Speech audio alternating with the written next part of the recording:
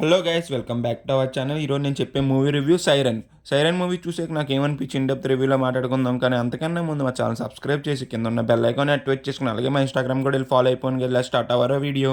ఏంటి మాము back to back videos బాగా దింపుతున్నావు? చెప్పాను కదా ఇప్పటి ఏ వీడియోస్ ఆగు అని. బ్యాక్ టు బ్యాక్ వీడియోస్ వస్తూనే ఉంటాయి అన్నాను కదా. వచ్చేసి నీ చూడు. మన తిలక్ ఒక రోజు మర్డర్ చేసాడని జైలుకి వెళ్తాడు. అసలు చేసాడా చేయలేడని మిగతా మీ సినిమాలో చూడండి. మూవీ యొక్క స్టోరీ లైన్ ఉంటుంటే ఓల్డ్ టెంప్లెట్ అంటున్నా, అసలు బాగున్నదా బాగాలేదా మా మీ సినిమా? గైస్, మూవీ చూసాకైతే నాకు నచ్చలేదు.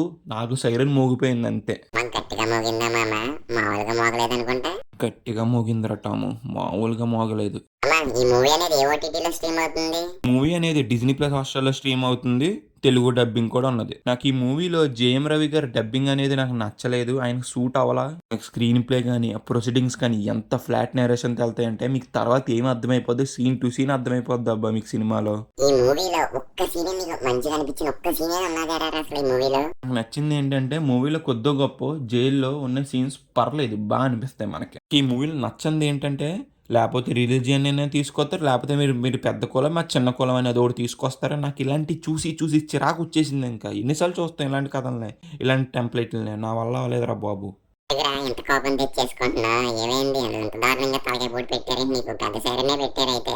పెద్ద సైరన్ అంటావేంట్రా? మామూలుగా పెట్టలేదు సైరన్. అసలు పెడితే దెబ్బకి 108 ఎక్కేస్తావు, అంత దారుణంగా ఉంటుంది సైరన్. మూవీలో ఫాదర్ అండ్ డాక్టర్ దగ్గర కొన్ని సీన్స్ ఉంటాయి, కొన్ని ఎమోషన్ సీన్స్ కూడా ఉంటాయి.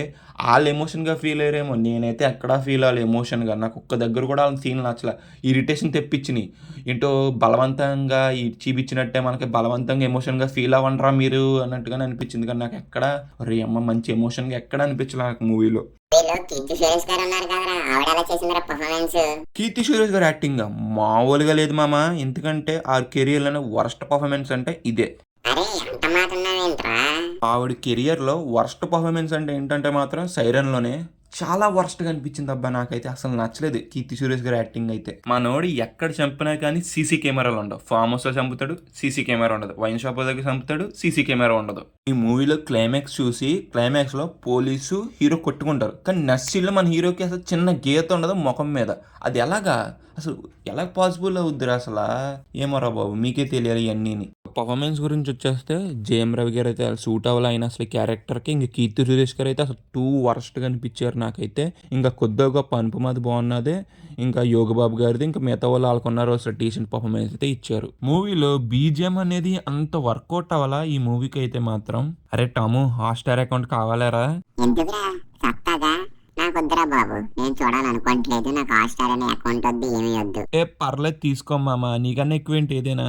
ఇదంతా ఎందుకు? ముందు రేటింగ్ ఇచ్చారా బాబు? నేను వెళ్ళిపోతాను సబ్స్క్రైబ్ నువ్వు చెప్పి. ఫైనల్గా మేము ఇచ్చే రేటింగ్ ఎంత అంటే మాత్రం 1/5 గైస్. మీకు మూవీ చూసుంటే మీరెంత రేటింగ్ ఇస్తారో కింద కామెంట్ చేయండి. అరే టాము, సబ్స్క్రైబ్ నువ్వు చెప్పు, వెళ్దాం ఇంకా. మామ బ్రోస్, వీడియో నచ్చితే లైక్ చేసి, షేర్ చేసి, సబ్స్క్రైబ్ చేసి కింద బెల్ ఐకాన్ యాక్టివేట్ చేసుకుని డిస్క్రిప్షన్లో కామెంట్ సెక్షన్లో ఇన్స్టాగ్రామ్ లింక్ పిన్ చేసి ఉంటుంది, చెక్ చేయండి.